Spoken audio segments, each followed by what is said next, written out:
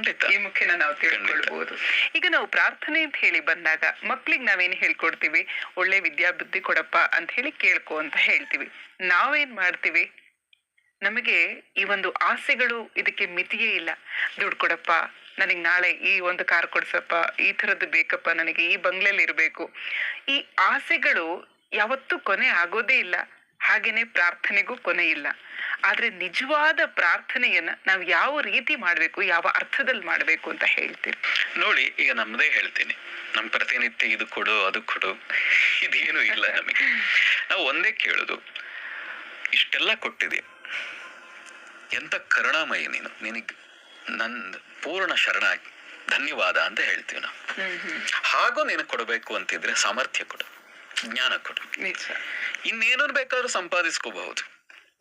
ನೀನ್ ಅದು ಕೊಡು ಇದು ಕೊಡು ಅಂತ ಹೇಳ್ತಾ ಇದ್ರೆ ಪ್ರತಿ ಸರಿ ಬಂದು ಭಿಕ್ಷುಕನ ರೀತಿಯಾಗಿ ಹೇಗೆ ಒಂದು ಮಾತಿದೆಯಲ್ಲ, ಅವತ್ತು ಊಟಕ್ಕೆ ಕೊಟ್ರೆ ಸಾಕು ಅವನಿಗೆ ಅಂತ, ಹಾಗಲ್ಲ. ಅವನಿಗೆ ಆ ಹಣವನ್ನೇ, ಆ ದುಡಿಮೆಯನ್ನ, ಆ ಅನ್ನವನ್ನೇ ಸಂಪಾದಿಸ್ಕೊಳ್ಳುವಂತ ದಾರಿಯನ್ನು ತೋರಿಸ್ಬೇಕು ಅಂತ ಹೇಗೆ ನಾವು ಮನುಷ್ಯರಾದವರು ಕಥೆಗಳ ಮೂಲಕ ತುಂಬಾ ಸರಿ ಹೇಳಿದೀವಿ. ಹಾಗೆ ಭಗವಂತನ ಮುಂದೆ ನಿಂತಾಗ್ಲೇ ಈ ತರ ಸಣ್ಣ ಸಣ್ಣ ಅಂತಹ ದೊಡ್ಡ ತಾಯಿ ಮುಂದೆ ಸಣ್ಣ ಸಣ್ಣ ಭಿಕ್ಷೆಗಳನ್ನು ಕೇಳೋದು ಬೇಡ, ದೊಡ್ಡದನ್ನೇ ಕೇಳಬೇಕು. ಏನ್ ಕೇಳಬೇಕು? ಜ್ಞಾನವನ್ನು ಕೇಳು. ಏನನ್ನು ಕೇಳಬೇಕು? ಸಾಮರ್ಥ್ಯವನ್ನು ಕೇಳು ಅಂತ. ಯಾವಾಗ ಸಾಮರ್ಥ್ಯ ಇದೆ, ಜ್ಞಾನ ಇದೆ, ಇನ್ನು ಸಣ್ಣ ಪುಟ್ಟ ವಿಷಯಗಳು ಯಾವ ಲೆಕ್ಕ? ಶಕ್ತಿ ಇದ್ದವನಿಗೆ ಈ ಸಣ್ಣ ಪುಟ್ಟ ವಿಷಯಗಳು ಯಾವ ಲೆಕ್ಕ? ಸಣ್ಣ ಮಗುವಿಗೆ ಇಲ್ಲಿಂದ 10 ಅಡಿ ಹೋಗ್ಬೇಕಾದ್ರೆ ದೂರ, ದೊಡ್ಡವನಿಗೆ 10 ಅಡಿ ಅನ್ನೋದು ಕೇವಲ ಒಂದು 10 ಹೆಜ್ಜೆ ಅಲ್ವಾ? ಹಾಗೆ ನೀನು ದೊಡ್ಡವನಾಗು. ಆ ದೊಡ್ಡವನಾಗುವ ತಾಕತ್ತು ಏನಿದೆ, ಸಾಮರ್ಥ್ಯ ಏನಿದೆ, ಶಕ್ತಿ ಏನಿದೆ, ಅದನ್ನ ಭಗವಂತನಲ್ಲಿ ಕೇಳು. ಒಂದೊಂದೇ ಹೆಜ್ಜೆಯನ್ನ ನೀನ್ ಇಡಿಸು ಅನ್ನೋದು ಕೇಳೋದು ಬೇಡ ಅಂತ ನಾವು ಹೇಳುದು. ಈಗ ಎಲ್ಲ ಕ್ಷೇತ್ರಗಳಲ್ಲೂ ಎಲ್ಲರೂ ಸಾಧನೆ ಮಾಡ್ತಾ ಇರ್ತಾರೆ ಅಥವಾ ಸಾಮರ್ಥ್ಯ ಮೀರಿ ಕೆಲಸ ಮಾಡ್ತಾ ಇರ್ತಾರೆ. ಅವರಿಗೆ ಜ್ಞಾನದ ಉಪಾಸನೆ ಹೇಗಾಗಬೇಕು ಅಥವಾ ಅವರೊಂದು ಆಧ್ಯಾತ್ಮ ಮಾರ್ಗದಲ್ಲಿ ನಡಿಬೇಕು ಅಂತಂದ್ರೆ ಏನನ್ನ ಸಿದ್ಧಿಸ್ಕೊಳ್ಬೇಕು, ಏನನ್ನ ಸಾಧಿಸ್ಬೇಕು ಅಂತ ಹೇಳ್ತೀವಿ? ಸಾಧಿಸ್ಬಿಟ್ರೆ, ಸಿದ್ಧಿಸ್ಬಿಟ್ರೆ ಇನ್ನೇನು ಮಾಡೋದೇನು ಇಲ್ಲ. ಅದೇ ಅಲ್ಟಿಮೇಟ್ ಅಲ್ವಾ? ನಿರಂತರವಾಗಿ ಹೋಗೋದೇ ಸಾಧನೆ ಅಂತ ಅರ್ಥ. ನೀವೇನ್ ಕೆಲಸ ಮಾಡ್ತಾ ಇದ್ದೀರಿ ಅದನ್ನ ಸಂತೋಷದಿಂದ ಮಾಡಿ. ಯಾವುದೇ ಕ್ಷೇತ್ರದಲ್ಲಿರಿ ಅದನ್ನ ಸಂತೋಷದಿಂದ ಮಾಡಿ. ಆ ಜೊತೆಗೆ ದಿನದಲ್ಲಿ ನಿಮಗಾಗಿ, ನಿಮ್ಮ ದುಡಿಮೆ ಇರೋದು ಹಣಕ್ಕಾಗಿ. ಅದಕ್ಕೆ 8 ಗಂಟೆ 10 ಗಂಟೆ 15 ಗಂಟೆ ದುಡಿತೀರಿ. ಯಾಕೆ? ನಿಮ್ಮ ಹೆಸರಿಗಾಗಿ, ಕೀರ್ತಿಗಾಗಿ, ಯಶಸ್ಸಿಗಾಗಿ, ಹಣಕ್ಕಾಗಿ. ನಿಮ್ಮ ಮನಸ್ಸಿಗಾಗಿ, ನಿಮ್ಮ ಆತ್ಮಕ್ಕಾಗಿ, ನಿಮ್ಮ ದೇಹಕ್ಕಾಗಿ 1 ಗಂಟೆ, ಕೇವಲ 1 ಗಂಟೆ. 23 ಗಂಟೆ ನಿದ್ದೆ, ಊಟ, ದುಡಿಮೆ ಕೊಡಿ ಎಲ್ಲದಕ್ಕೂ. ಆದ್ರೆ ನಿಮ್ಮ ಮನಸ್ಸಿಗಾಗಿ, ಆತ್ಮಕ್ಕಾಗಿ 1 ಗಂಟೆ ಸಮಯ ಕೊಡ್ಬೇಕು.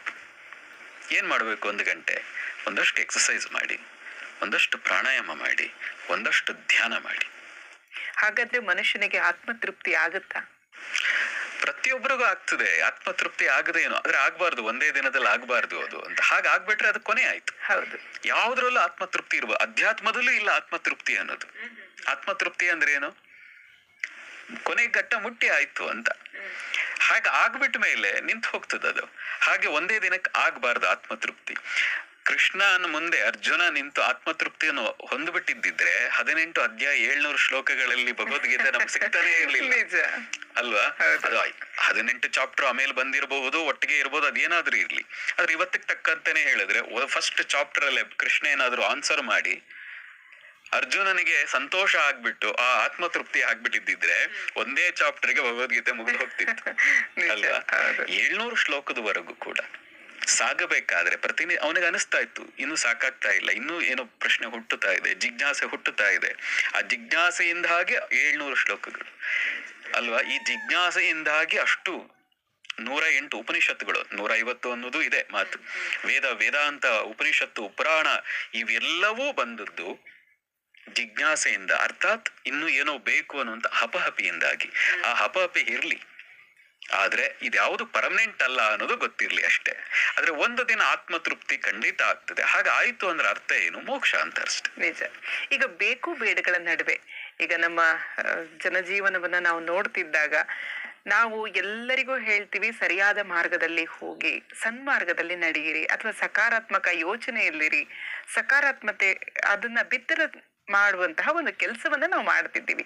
ಆದ್ರೆ ನಮ್ಮಲ್ಲಿ ಸಾಕಷ್ಟು ಏರುಪೇರುಗಳಾಗತ್ತೆ. ಹಲವರು ಹೇಳ್ತಾರೆ ಕಾಮ, ಕ್ರೋಧ, ಮೋಹ, ಮದ, ಮಾತ್ಸರ್ಯ ಇದೆಲ್ಲ ಯಾಕೆ ಮನುಷ್ಯನಲ್ಲಿದೆ? ನಾವು ಉಪ್ಪು ಹುಳಿ ಖಾರ ತಿಂತೀವಲ್ಲ, ಹಾಗಾಗಿ ನನ್ನ ಮನಸ್ಥಿತಿ ಬೇರೆ ಬೇರೆ ತರಹ ಹೋಗ್ತಾನೆ ಇರುತ್ತೆ ಅಂತ ಹೇಳಿ.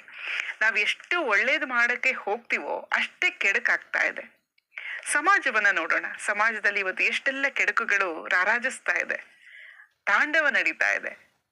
ಯುದ್ಧಗಳಾಗುತ್ತೆ, ಹತ್ಯೆಗಳಾಗುತ್ತೆ, ಅಥವಾ ಯಾರೋ ಯಾರನ್ನೋ ಸಾಯಿಸ್ತಾರೆ, ಕೊಲೆ ಮಾಡ್ತಾರೆ, ಅತ್ಯಾಚಾರ ನಡೀತಾ ಇದೆ. ಇದೆಲ್ಲವೂ ಕೂಡ ನಮ್ಮ ಕಣ್ಣು ಮುಂದೆಯೇ ಆಗ್ತಾ ಇದೆ, ಈ ಜನ್ಮದಲ್ಲೇ ಆಗ್ತಿದೆ. ಇದು ಮನುಷ್ಯ ಅವನೇ ಮಾಡಿದಂತಹ ಪಾಪಕರ್ಮವೋ, ಅವನ ಕರ್ಮದ ಪ್ರತಿಫಲವೋ? ಯಾಕಿದೆಲ್ಲ ನಡೆಯುತ್ತೆ ಹಾಗಾದ್ರೆ? ಅಲ್ಲ, ಎಲ್ಲವೂ ಕರ್ಮವೇ. ಕರ್ಮ ಮೀನ್ಸ್ ಆಕ್ಷನ್. ಹೌದು, ನೀವೇನೋ ಮಾಡ್ತಾ ಇದ್ದೀರಿ, ಅದಕ್ಕೆ ರಿಯಾಕ್ಷನ್ ಬರ್ತಾ ಇದೆ. ಹೌದು. ನೀವು ಹೇಗೆ ಹೊಡಿತೀರಿ ಅದಕ್ಕೆ ರಿಯಾಕ್ಷನ್. ಹಾಗೆ ನೀವು ಒಳ್ಳೇದು ಮಾಡಿದ್ರೆ ಒಳ್ಳೇದಾಗ್ತದೆ, ನೀವು ಕೆಟ್ಟದ್ದು ಮಾಡಿದ್ರೆ ಕೆಟ್ಟದ್ದಾಗ್ತದೆ ಅನ್ನೋದೇ ನಮ್ಮ ನಂಬಿಕೆ. ಆದ್ರೆ ನೋಡಿ, ಮನುಷ್ಯ ಸಕಾರಾತ್ಮಕ, ಧನಾತ್ಮಕ, ಋಣಾತ್ಮಕ ಇವೆಲ್ಲಾ ರೀತಿಯ ಮನಸ್ಥಿತಿಗಳು ಬರ್ತದೆ. ಈ ಕಾರಣದಿಂದಾಗಿ ಇನ್ನೊಬ್ಬರ ಮೇಲೆ ಅದಕ್ಕೆ ಸಿಟ್ಟು, ಇನ್ನೊಬ್ಬರ ಮೇಲೆ ದ್ವೇಷ, ಇನ್ನೊಬ್ಬರ ಮೇಲಿನ ಅಸೂಯೆಯಿಂದಾಗಿ ಬೇರೆ ಬೇರೆ ತರದ ಯುದ್ಧಗಳೇ ನಡೆದು ಹೋಗ್ತಾ ಇದೆ. ತನ್ನ ಹೆಸರಿಗಾಗಿ, ತನ್ನ ಕೀರ್ತಿಗಾಗಿ, ತನ್ನ ಬೆಳವಣಿಗೆಗಾಗಿ. ಇದೆಲ್ಲವನ್ನು ನೋಡಿದಾಗ ಎಲ್ಲವನ್ನು ನಾವು ಸರಿ ಮಾಡಬಹುದಾ? ನಾವು ಉಪಾಸನದಲ್ಲಿ ಒಂದಷ್ಟು ನಿಯಮ ಇಟ್ಕೊಂಡಿದ್ದೀವಿ. ಬಹಳ ಸುಲಭವಾದ ನಿಯಮ. ಏನು? ಇಡೀ ಜಗತ್ತನ್ನ ಉದ್ಧಾರ ಮಾಡ್ತೀವಿ ಅಂತ ಹೋಗುದು ಬೇಡ. ನಮ್ ಕೆಲಸ ಏನು? ನನಗೇನೋ ಒಂದಷ್ಟು ಯೋಗ ಗೊತ್ತಿದೆ, ಧ್ಯಾನ ಗೊತ್ತಿದೆ, ಅಧ್ಯಾತ್ಮದಲ್ಲಿ ಒಂದ್ ಸಣ್ಣ ಪುಟ್ಟ ಏನೋ ಗೊತ್ತಿರೋದನ್ನ 4 ಜನಕ್ಕೆ ಹೇಳ್ತೀನಿ. ನನ್ನ ಜೀವನ ಸರಿ ಹೋಗಿದೆ, ಅದರಿಂದಾಗಿ ಅವ್ರ ಜೀವನವೂ ಸರಿ ಹೋಗಬಹುದು. ಇಷ್ಟು ಕೆಲಸ. ಅಂದ್ರೆ ನಮ್ಮ ಮನೆಯ ಸುತ್ತೆಲ್ಲ ವಾತಾವರಣ ಫಸ್ಟ್ ಶುದ್ಧಿ ಮಾಡೋಣ ಅಂತ. ಇಡೀ ಜಗತ್ತಿನ ಉದ್ಧಾರ ಅಥವಾ ಜಗತ್ತನ್ನೇ ಸರಿ ಮಾಡ್ತೀವಿ ಅಂತ ಹೊರಟಾಗ ಪ್ರಾಬ್ಲಮ್ ನಮಗೂ ಪ್ರಾಬ್ಲಮ್ ಜಾಸ್ತಿ ಆಗ್ತದೆ ಅಂತ. ಅದಕ್ಕೆ ರಮಣರದು ಒಂದು ಮಾತಿದೆ, ಜಗತ್ತಿನ ಉದ್ಧಾರ ಕಡೆಗೆ ನೀನು ಹೋಗ್ಬೇಡ, ಮೊದಲು ಆತ್ಮೋದ್ಧಾರ ಮಾಡು. ನಿನ್ನ ಜಗತ್ತಿಗೆ ಕೊಡಬಹುದಾದ ದೊಡ್ಡ ಕೊಡುಗೆ ಯಾವುದು ಅಂದ್ರೆ ನಿನ್ನ ಆತ್ಮೋದ್ಧಾರ ಅಂತ. ನಿನ್ನ ಆತ್ಮದ ಉದ್ಧಾರ ನೀನು ಮಾಡ್ಕೊಂಡ್ಬಿಟ್ರೆ ನೀನು ಜಗತ್ತಿಗೆ ಕೊಡುವ ದೊಡ್ಡ ಕೊಡುಗೆ ಅದು ಅಂತ. ಹಾಗಾಗಿ ಬುದ್ಧ ಕೂಡ ಕೊನೆಗಾಲದಲ್ಲಿ ಆನಂದನಿಗೆ ಹೇಳೋದು, ಕೊನೆಯ ಮಾತು ಏನು? ನನಗೇನು ಹೇಳ್ತೀರಿ, ಆಶೀರ್ವಾದ ಮಾಡ್ತೀರಿ, ಕೊನೆಯ ಕ್ಷಣದಲ್ಲಿ ದೇಹ ಬಿಡ್ತಾ ಇದೀರಿ, ನೀವು ಏನು ಆಶೀರ್ವಾದ ಮಾಡ್ತೀರಿ? ಆತ್ಮದೀಪೋ ಭವ. ಅದಕ್ಕಿಂತ ದೊಡ್ಡದು ಇನ್ನೇನೂ ಇಲ್ಲ ಅಂತ. ಅರ್ಥ ಆಯ್ತಾ? ನಾವು ಅಧ್ಯಾತ್ಮ ಸಾಧಕರು ಇದ್ರ ಕಡೆಗೆ ಹೋಗೋಣ, ನಮ್ಮ ಸುತ್ತ ಸರಿ ಮಾಡೋಣ, ನಮ್ಮನ್ನ ನಾವು ಸರಿ ಮಾಡ್ಕೊಳ್ಳೋಣ. ಸಾಧ್ಯವಾದಷ್ಟು 4 ಜನಕ್ಕೆ ಒಳ್ಳೇದನ್ನ ನಾವು ಮಾಡ್ತಾ ಹೋಗೋಣ. ಇಡೀ ಜಗತ್ತಿನ ಯುದ್ಧ, ಇಡೀ ಜಗತ್ತಿನಲ್ಲಿ ಪ್ರಪಂಚದಲ್ಲಿ ನಡೀತಾ ಇರುವಂತ ಅನಾಹುತಗಳನ್ನೆಲ್ಲ ನೋಡಿದಾಗ ನಿರಾಶೆ, ಋಣಾತ್ಮಕತೆ ನಮ್ಮಲ್ಲೂ ಹೆಚ್ಚಾಗೋಗ್ತದೆ. ಏನಪ್ಪ ಇಷ್ಟು ಇನ್ ಸರಿ ಮಾಡಕ್ ಆಗಲ್ವೇನೋ ಅನ್ನೋಂಥ ಸ್ಥಿತಿ ಬಂದ್ಬಿಡ್ತದೆ. ಹಾಗಾಗಿ ನಮ್ಮನ್ನ ನಾವು ಸರಿ ಮಾಡ್ಕೊಳ್ತಾ, ಅದ್ರ ಜೊತೆಗೆ ನಮ್ಮ ಸುತ್ತ ಇರೋರ ಜೊತೆ ಸರಿಯಾಗಿ ನಡ್ಕೊಳ್ತಾ ಹೋದ್ರೆ ತನಗೆ ತಾನೇ ಅದು ಪರಿವರ್ತನೆ ಆಗ್ತಾ ಹೋಗ್ತದೆ. ಅದಕ್ಕೆ ನಾವು ಉಪಾಸನದಲ್ಲಿ ಏನ್ ಹೇಳ್ತೇವಿ? ಸ್ವಸ್ಥ ವ್ಯಕ್ತಿ. ಸ್ವಸ್ಥ